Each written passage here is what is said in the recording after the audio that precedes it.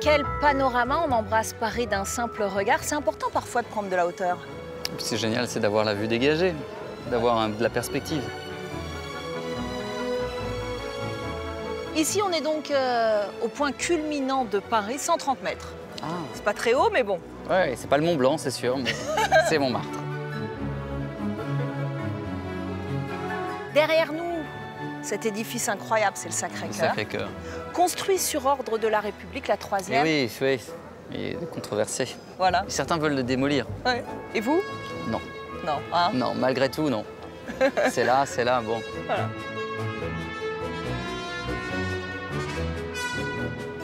À l'époque des Romains, on venait prier Mars ici. Mars, c'est le dieu de la guerre. Vous avez un dieu, vous? Il faudrait que je prie le dieu de la Seine. Voilà. Et alors? Il s'appelle comment, le dieu de la Seine? Je ne sais pas, mais il y a une déesse hindoue qui s'appelle Sarasvati.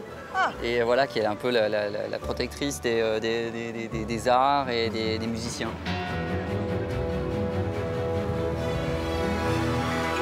Bonjour Michael Gregorio. Salut, bonjour. Bienvenue dans votre Paris des Arts. Enfin, on vous retrouve sur scène dans ce nouveau spectacle, l'Odyssée de la voix. Dans cette émission, grâce à vous, on va voyager. On va aussi parler évidemment de ce talent incroyable que vous avez pour l'imitation. Mais avant, on visite le quartier de Montmartre que vous aimez tant. Avec plaisir. Je crois que notre guide nous attend de ce côté-là. On va aller la chercher. Allez. On y va.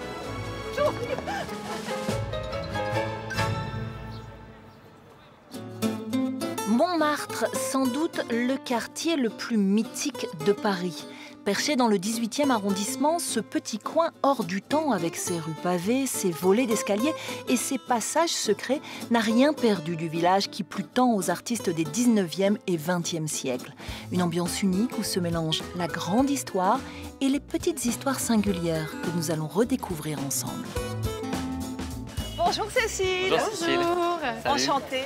Un petit mot avant de partir en balade de cette basilique liée à cet épisode sanglant qui est la Commune. Rappelez-nous un peu le contexte. Le projet, à l'origine, naît en 1870. Donc, c'est pas la Commune, c'est la guerre franco-prusse. Ouais.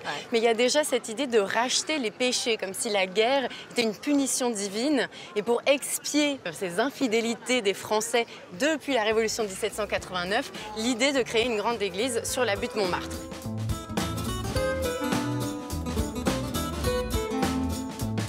Le bateau Lavoir, c'était le quartier général des artistes.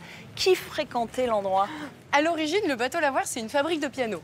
Qu'on va transformer dans les années 1880 en une vingtaine d'ateliers d'artistes. Alors c'est un baraquement en bois, hein, et vont venir s'installer toute une série d'artistes. Donc parmi les premiers, Picasso, Max Jacob, Apollinaire, voilà, des poètes, mais aussi des sculpteurs, des peintres comme Braque passent par le bateau Lavoir. Et c'est dans cet atelier, dans son atelier du bateau Lavoir, que Picasso réalise Les Demoiselles d'Avignon. Est-ce que vous aimez avoir un lieu à vous, une bulle dans laquelle vous vous enfermez pour créer, ou ça peut se passer chez vous? Ça peut se passer chez moi, effectivement, mais j'ai besoin du coup de recréer cette espèce de bulle. Moi, j'aime bien travailler en équipe, donc j'aime bien rencontrer des gens, qu'il y ait des échanges, donc j'aurais adoré avoir des lieux comme ça, ouais. Non, on y va cool, hein, cette fois-ci, on court pas. Ok, on court pas. Ah non, mais c'est pas possible! Et voilà, c'est du fractionné. On grimpe toujours ici, hein? Bah oui, bien sûr. C'est ça l'avantage. C'est pas exceptionnel. C'est exceptionnel. Mais des vignes en plein Paris, c'est juste incroyable. Elles sont là depuis quand? En fait, elles sont assez récentes, hein, puisqu'elles ont été ouvertes en 1933. La dernière vigne de Montmartre avait disparu en 1928. Et c'est vraiment le Vieux-Montmartre, la commune libre du Vieux-Montmartre, qui s'est battue pour que ce terrain ne devienne pas un terrain constructible avec des grands immeubles, mais pour qu'on y réinstalle une vigne, de manière en fait à rappeler ce qu'a été la commune de Montmartre. Et il y a toujours une production viticole? Alors absolument. Et tous les ans, vous avez les vendanges et la fête des vendanges, et il y a du vin. vin de Montmartre produit ici, donc du vin parisien. Qui s'appelle le Clos Montmartre. Michael, est-ce que tu l'as déjà goûté? Eh ben non. Ah bah non, ça c'est pas bien. Hein. Mais c'est l'occasion. Mais c'est l'occasion.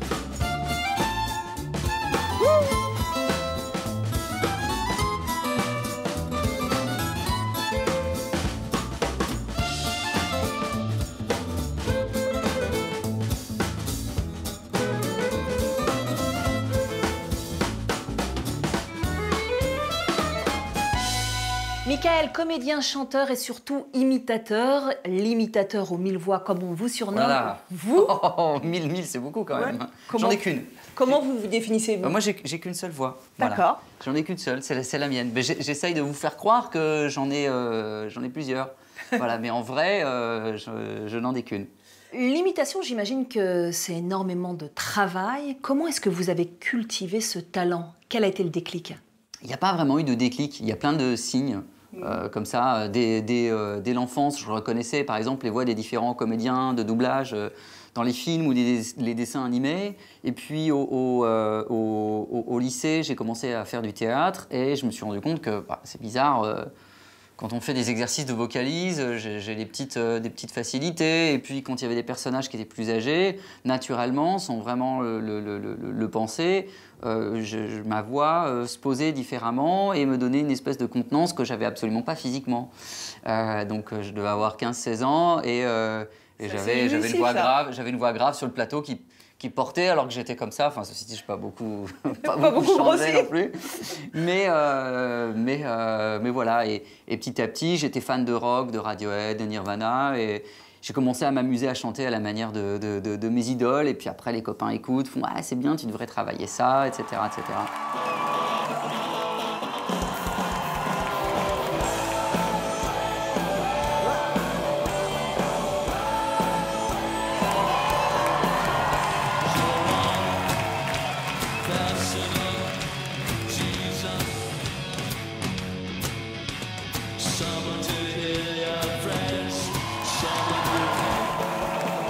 On vous retrouve enfin sur scène dans votre nouveau spectacle, l'Odyssée de la voix. On voyage avec vous pour essayer de comprendre l'évolution de la voix depuis l'aube de l'humanité. Oui. C'est quoi? C'est expérimental? Non, ça reste quand même c'est un joli prétexte. En fait, ça faisait longtemps que j'avais envie de faire un spectacle autour de la voix. Et donc au départ, ça devait être une ode à la voix. Et très vite, comme on partait dans tous les sens, est venue cette idée de voyage, de l'Odyssée. Et puis finalement, il y a plein de choses qui sont venues nourrir. C'est comme si on avait tiré un peu sur une pelote et tout d'un coup, tout se déroulait. Donc le cinéma qui fait son apparition avec des références à Chaplin, Michel Legrand, Kubrick évidemment, etc. etc. Et puis il s'est passé quelque chose il y a un an dans ma vie, c'est que j'ai eu un gros problème vocal. Et c'est quelque chose qui a complètement nourri le spectacle. J'ai dû me faire opérer, enfin, ça a été un peu compliqué. Mais aujourd'hui, tout va bien.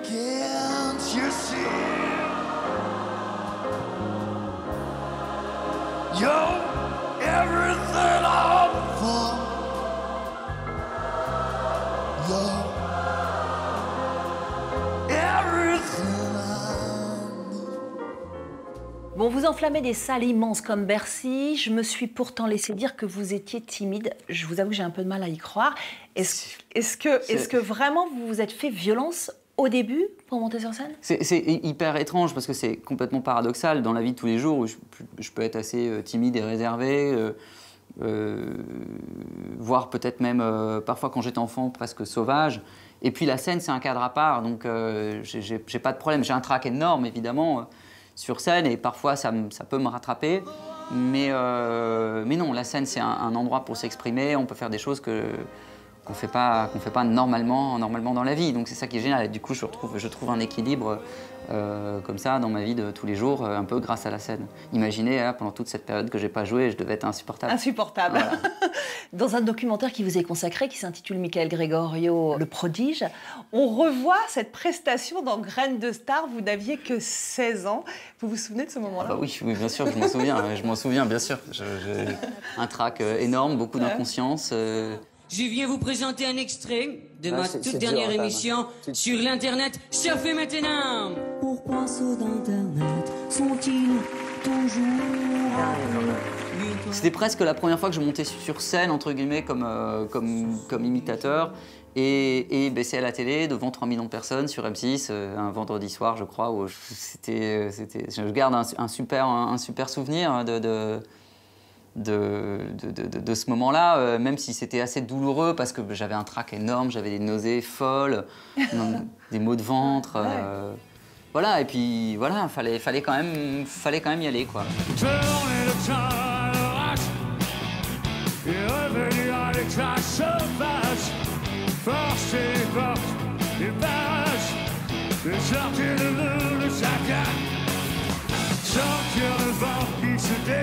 Autre moment important, en 2008, vous faites la première partie de la tournée européenne de Céline Dion. Je crois ne pas vraiment me tromper en disant que Céline Dion, a priori, ne faisait pas tout à fait partie de vos goûts musicaux.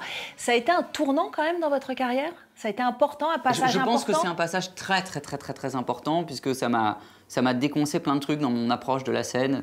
J'avais toujours peur que ma voix lâche, toujours peur que ça plaise pas aux gens. Et puis finalement, bon, bah là, je me retrouve sur scène d'une star internationale. Enfin, c'est OK de dire ça pour Céline Dion, clairement.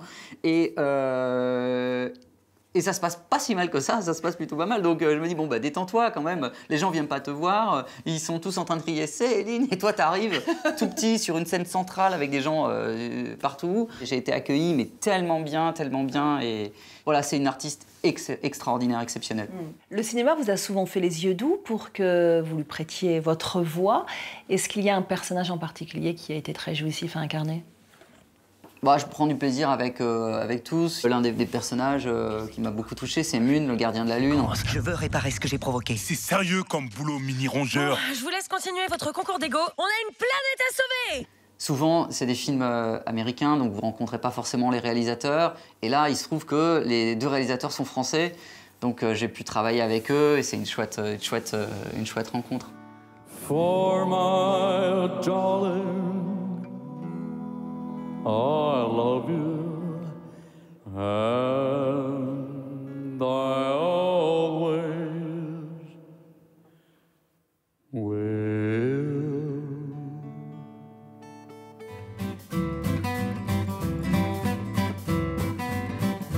C'est l'heure à présent de partir à la rencontre du photographe Pierre, qui forme depuis des années un duo inspiré avec son ami Florent. Ensemble, ils ont conquis les mondes de la mode, de la publicité, de la musique. Ils aiment les mises en scène parodiques, les corps en mouvement, les expressions décalées du visage. Et ce regard à double entrée à l'inspiration pop a su séduire Michael. Pierre, c'est vous qui avez réalisé les photos pour la promotion du spectacle de Michael. Comment est-ce que vous l'avez pensé, ce projet? Michael m'a contacté, donc je connais Michael depuis de longues années. Depuis 10 ans, ouais. Ça fait presque 12 ans qu'on se connaît. J'avais déjà réalisé avec Florent donc, cette première photo de presse il y a 5 ans, 6 ans, je pense. 5-6 ans. On avait déjà fait des photos ensemble. Voilà. Il y a 10 ans. C'est ça. Et donc, à l'occasion du nouveau spectacle, Michael nous a contactés. On a beaucoup parlé pendant le confinement, pour le coup. Et au travers de l'univers du spectacle, donc toutes les images qu'il pouvait véhiculer de 2001. Aussi, il nous avait beaucoup montré de vidéos de scène. Ouais, et puis je voulais absolument un portrait de cosmonaute, d'astronaute, avec le cas. Ça, c'était obligatoire. C'est ça, exactement. Bon, comment s'est passé le shooting, vous? Quels souvenirs vous en gardez? Très bon, on s'est beaucoup amusé avec le costume. Mais à chaque fois, avec Pierre et Florent, parce que là, c'est Pierre sans Florent, mais c'est vrai qu'ils travaillent ensemble. Ça se passe toujours bien, c'est toujours hyper frais, toujours hyper détente, on s'amuse, on rigole. Alors, vous travaillez à 2 avec Florent? Oui. Comment? Alors évidemment, je suis très curieuse. Comment ça se passe? Comment se passe votre duo? Qui a l'œil dans le viseur? Est-ce qu'il y en a un, une fois, l'autre fois? Ou est-ce que comment ça se passe? Tout se mélange. Tout se mélange. Tout se mélange. De la première étape qui est souvent de la direction artistique jusqu'à la retouche. Ouais. On fait tout à 2. Sur les shootings, on se passe l'appareil quand on le sent. Quand il y en a un qui veut expérimenter davantage quelque chose, il va le faire. Quand il y en a un qui est un peu plus fatigué aussi, l'autre prend le relais. Il y a une espèce de fluidité. C'est un peu une chorégraphie qui s'est mise en place comme ça depuis 11 ans maintenant. Et vous avez déjà travaillé en binôme, notamment sur l'écriture? Moi, je travaille déjà depuis maintenant 2009 avec Arnaud Lemort.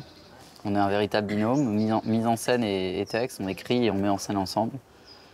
Puis moi, j'aime ça, j'aime travailler en équipe, quoi. C'est assez chouette. Bon, qu'est-ce qui vous inspire le plus dans cet univers de la photographie que vous visitez et réinventez sans cesse? On n'aime pas les choses figées, on aime bien quand on raconte une histoire. Quand on regarde une photo, on aime bien que les gens puissent imaginer l'avant et l'après, ou le hors-champ. C'est des choses qui nous plaisent. Il y a toujours beaucoup d'humour, ou en tout cas une petite pointe de décalage dans nos photos. Beaucoup de mouvements et les attitudes, les visages. On n'aime pas quand les choses sont trop posées, quoi. Vous avez travaillé pendant presque 2 ans avec le couturier Jean-Charles de Castelbajac. Qu'est-ce que vous avez retenu de cette expérience? C'était fou. C'était dingue. Il était riche, il était généreux et on a appris beaucoup de choses. Alors on a retenu quelques mots de lui, mais l'accident poétique, c'est un truc qui nous a marqué à l'époque. Quand on shootait pour lui, des fois ça se passait bien et tout se passait un peu trop bien en fait. Par exemple, le moment où un mannequin va trébucher ou va tomber un tout petit peu d'une estrade, où en fait il va se passer quelque chose d'hyper naturel et qui en fait va venir raconter encore plus que ce qui était prévu, ou un clignement d'œil pas au bon moment, et on va se dire qu'en fait il se passe quelque chose qui n'était pas prévu et c'est ça qu'on voulait.